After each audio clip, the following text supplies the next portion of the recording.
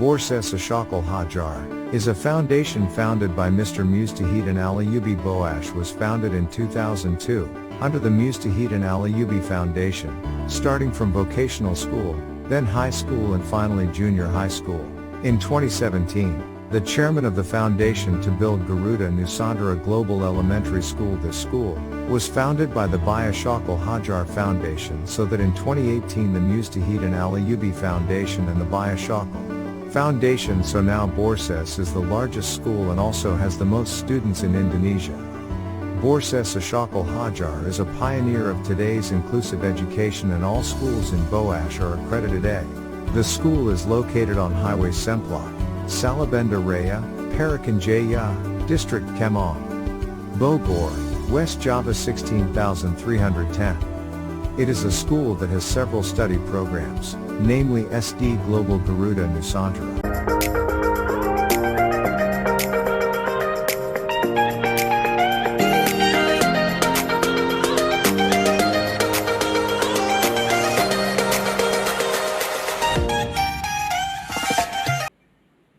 Assalamualaikum warahmatullahi wabarakatuh. Yang terhormat Bapak Ibu dosen penguji uji kinerja PPG dalam jabatan tahun 2022 kategori 1 gelombang kedua. Perkenalkan, saya Alexi, nomor peserta 201502669797. Saya sebagai guru kimia di SMK Taruna Terpadu 1 Bogor sekaligus mahasiswa PPG, program studi Pendidikan Kimia di LPTK Universitas Tanjung Pura Pontianak. Pada kesempatan hari ini, Senin 12 Juni 2023, saya akan melaksanakan kegiatan praktek video pembelajaran sebagai persyaratan uji kinerja PPG dalam jabatan tahun 2022 kategori 1 gelombang 2 pada materi larutan asam basa, submateri, identifikasi larutan asam basa menggunakan indikator alami. Model pembelajaran problem-based learning. Untuk lebih jelasnya, saksikan video berikut ini. Terima kasih Bapak Ibu penguji. Assalamualaikum warahmatullahi wabarakatuh. Assalamualaikum warahmatullahi wabarakatuh. Waalaikumsalam warahmatullahi wabarakatuh. Gimana kabarnya hari ini?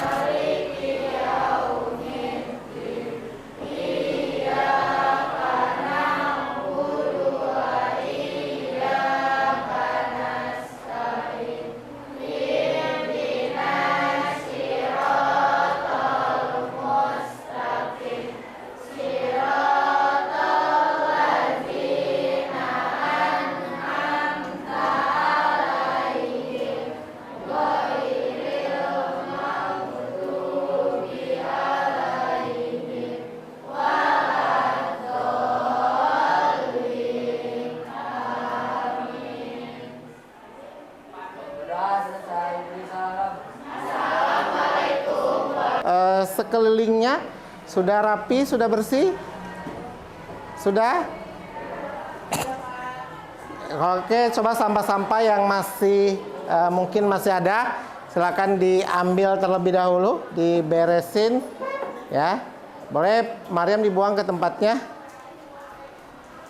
Oke, Vicky silakan.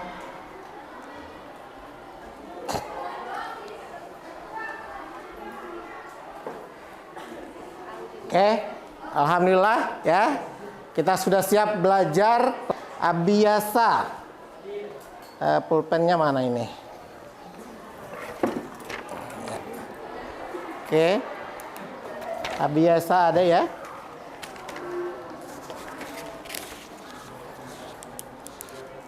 Ahmad Fauzi hadir.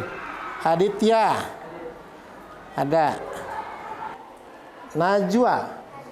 Najwa ada. Satrio Ada. Siti Zahra. Oke. Suci Anggraeni. Ada. Tiara Dewi. Ada Tiara. Ada. Tri Widiati. Ada? Ada? Oh, ada ya. Itu suaranya Wening. Wening. Faliza. Zalpa.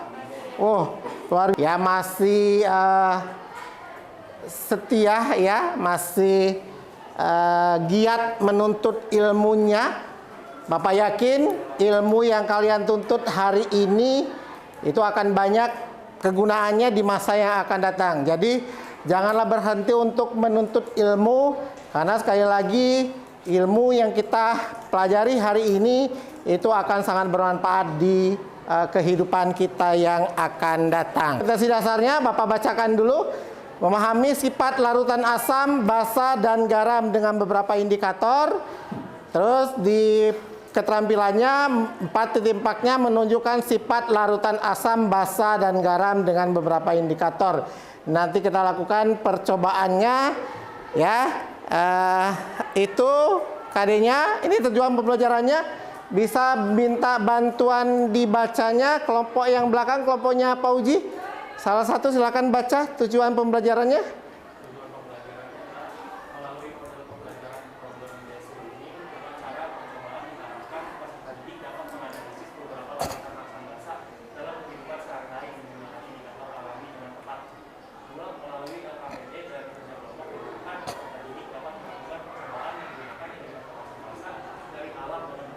Oke, itu tujuan. Ya, Mariam, apa? Teori dan ciri-ciri asam basa. Ada yang tahu apa itu apa teori asam basa? Suci apa Suci? Ada tiga. Yang pertama menyatakan bahwa asam adalah senyawa yang apabila dilarutkan dalam air akan menghasilkan ion H+. Sedangkan basa adalah senyawa yang apabila dilarutkan dalam air menghasilkan ion OH-. Dua, menurut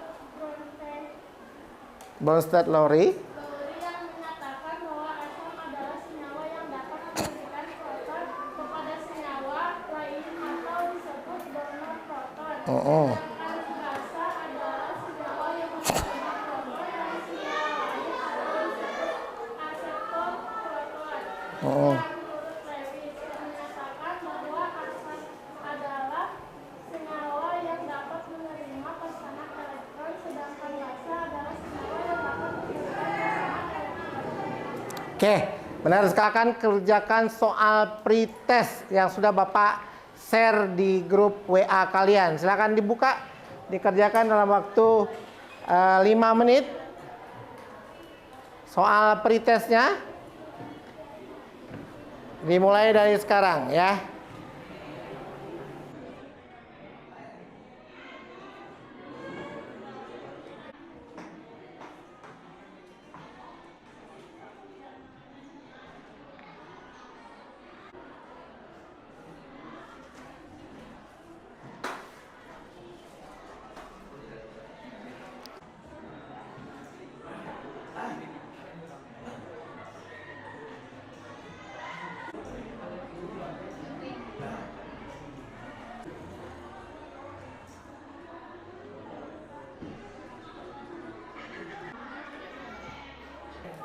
Oke, anak-anak udah selesai. Kelompok 1, oke, kelompok 1 coba baca orientasi masalah itu. Yang lain kamu baca dengan keras. Kelompok 1 baca dengan keras. Yang lain boleh melihat ya di PowerPoint dan yang sudah Bapak bagikan. Ya, silakan dibaca. Terus dipahami. Ya, kira-kira ada nggak yang mau ditanyakan? Ada nggak yang menjadi pertanyaan bagi kalian? Silakan. Dibaca agak keras, silakan. Dalam kehidupan sehari-hari, kita sering menjumpai asam sulfat H2SO4 yang digunakan sebagai acuzur, air aki. Asam sulfat ini jika terkena tangan, maka tangan akan melepuh seperti luka bakar, dan bila terkena mata akan buta. Contoh lain, untuk menambah sensasi rasa saat memakan bakso, seseorang menggunakan cuka yang memberikan tambahan rasa asam pada makanan tersebut. Sementara itu, natrium hidroksida NaOH banyak digunakan untuk membersihkan saluran air bak cuci. Bila terkena tangan akan terasa licin dan gatal-gatal, serta tangan mudah terluka iritasi. Contoh lain, seseorang yang terserang sakit MAH karena asam lambungnya meningkatkan akan dianjurkan untuk minum obat MAG yang biasanya terasa pahit. Nah, mengapa demikian? Agar lebih jelas, simak video pada link bawah ini. Oke, sebelum kita menyimak video, minggu kemarin ada yang masih ingat kita belajar tentang apa? Dan bila terkena mata, contohnya led.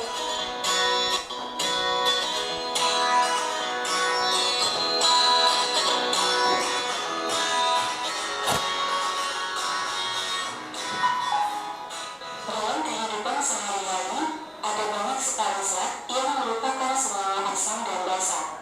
Contohnya, wangi dan air aki yang merupakan contoh senyawa asam, atau sabun dan sirih yang merupakan contoh senyawa basa. Untuk senyawa asam, apabila kita cicipi akan terasa asam dan akan terasa pesan di tangan.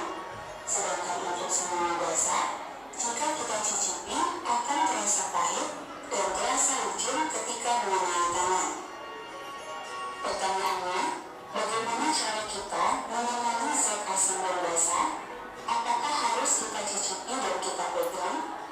Nah, untuk mengenali suatu zat... Nanti Bapak bagikan dulu LKPD-nya. Kelompok 1. Ditulis namanya ya, nama kelompoknya. Kelompok 1 namanya siapa aja. Ini kelompok 2. Namanya siapa aja karena nanti akan dikumpulkan ya. Kelompok 3. Kelompok 4. 6 ya. Oke. Ini nanti buat ya kesimpulannya ya. Nanti menanti aja.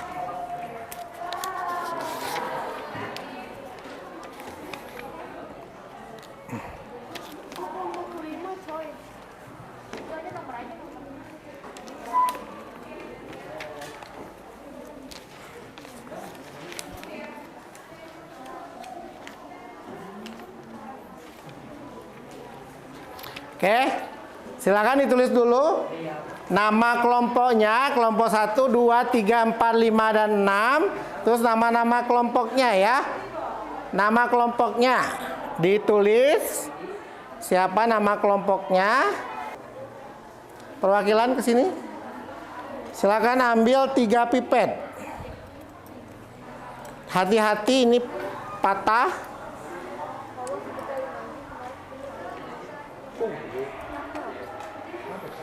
Dan gunakan untuk cairan indikator yang sama ya.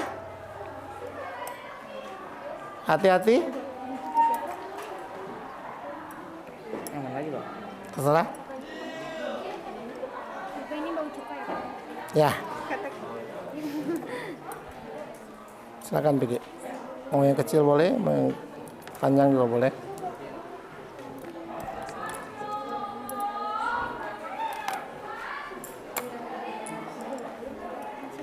Ya. Ini nanti bareng-bareng aja. Berdua meter. Hah? Ini botolnya nih. Ada. Tar. Kamu berdua itu ya tisunya ya. Ini berdua sana. Kalau butuh tisu. Di ujungnya aja awas itu. Kalau nggak digoyang-goyang aja. Digoyang-goyang aja. Ya, itu apa? Tumpah ya.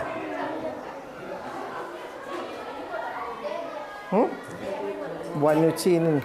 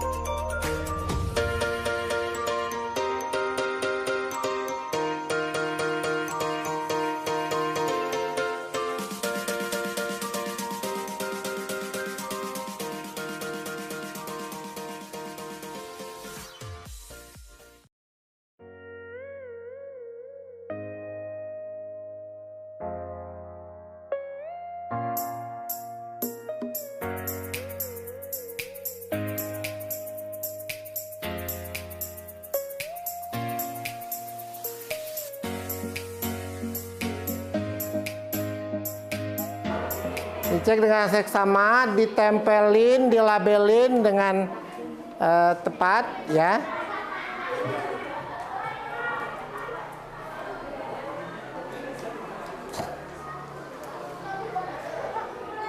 Kalau udah mengendap itunya agak digoyang-goyangin ya. Supaya atau ada pulpen yang bisa itu yang ujungnya gitu.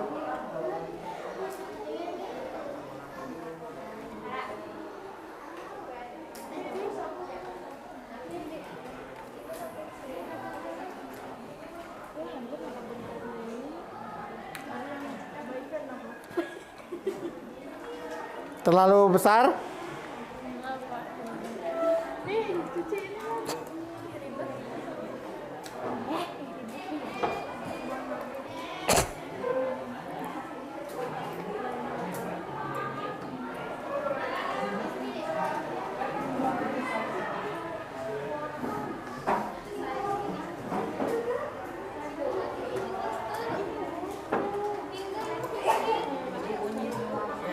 Dinamain, jangan buru-buru.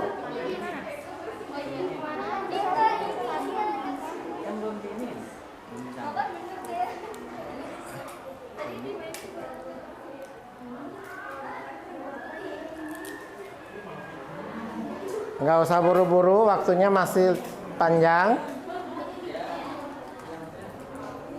Ya, ditetesin, ya. Udah dinamain belum? Ditandain dulu. Tandain dulu, dilabelin supaya nggak salah tetes. Labelin semua dulu, mana terus misalkan kunyit mau duluan, siapin yang buat kunyit. Kunyit itu ada sabun, ada cuka. Nanti buah naga juga ada sabun, ada cuka, ya. Dipotong 2 boleh, tapi yang lain bisa di pelan-pelan aja. Nanti sambil dicek ya, sambil dites, boleh sambil kenapa ya begitu gitu ya? Kenapa kok jadi berubah warnanya begitu? Boleh dicatat ya, boleh.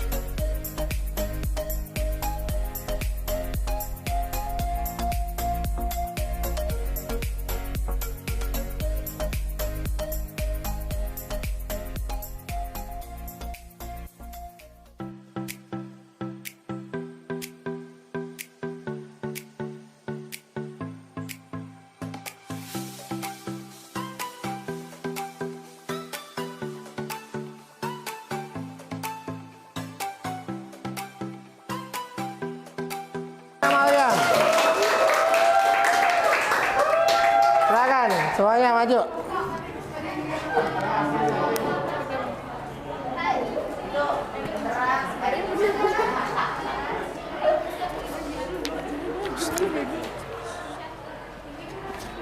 Assalamualaikum warahmatullahi wabarakatuh. Nanti kalau kamu udah ngomong ke teman kamu kasih ya.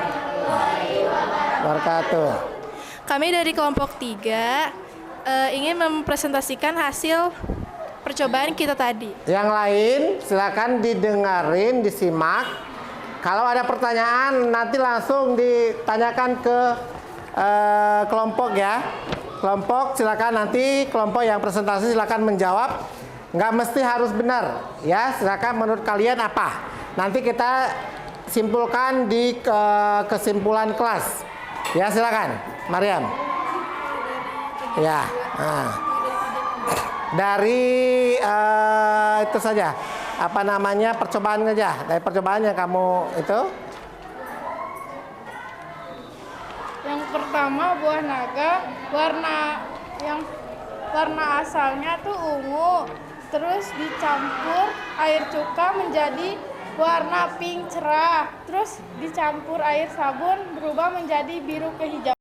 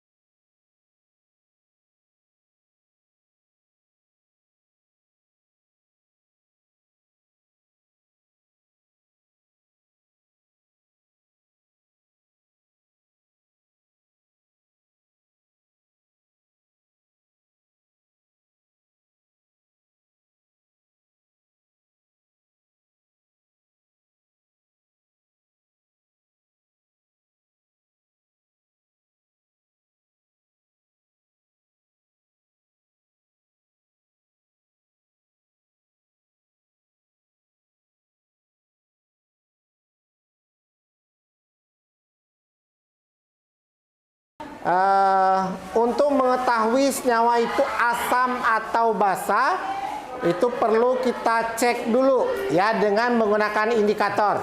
Salah satu indikator yang bisa dipakai adalah indikator alami. Tapi tidak semua indikator alami itu bisa dipakai.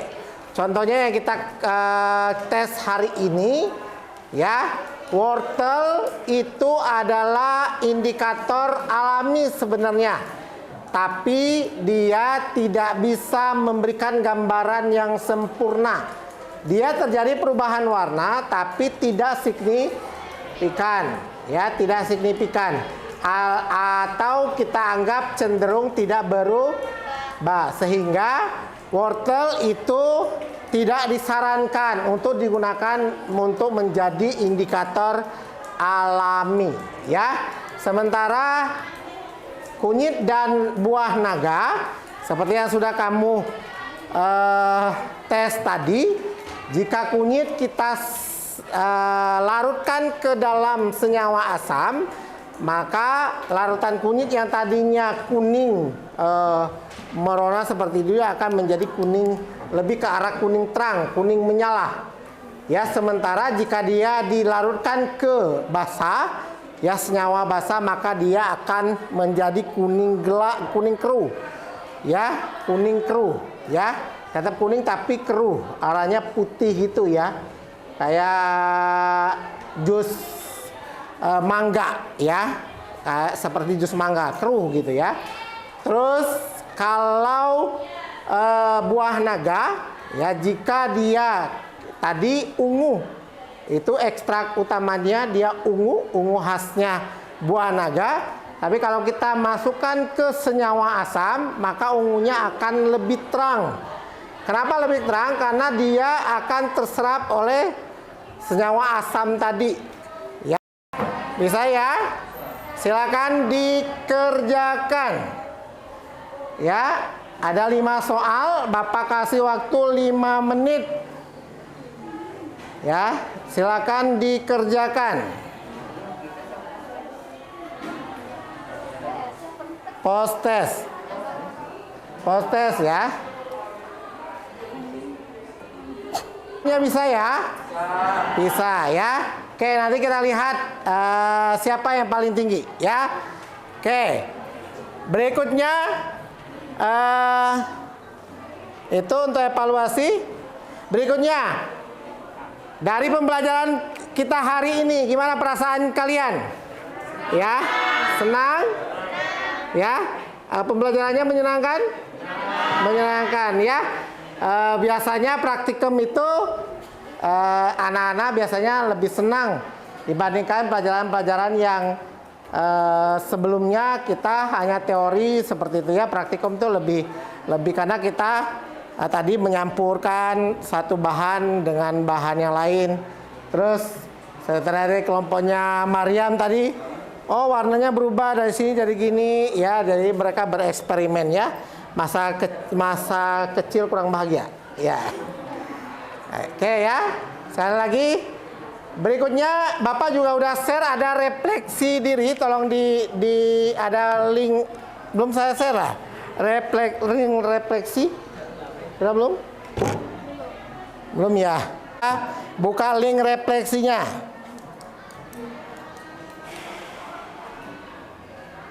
Link refleksinya bisa kebuka?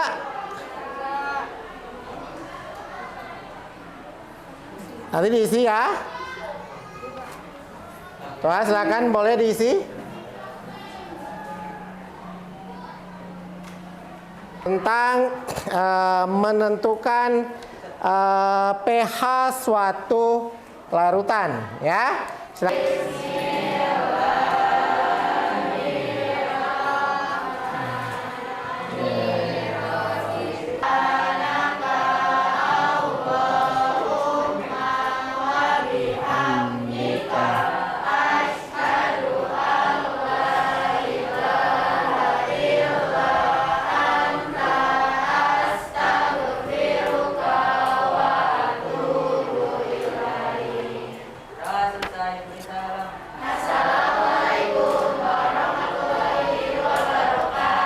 Waalaikumsalam warahmatullahi wabarakatuh. Terima kasih.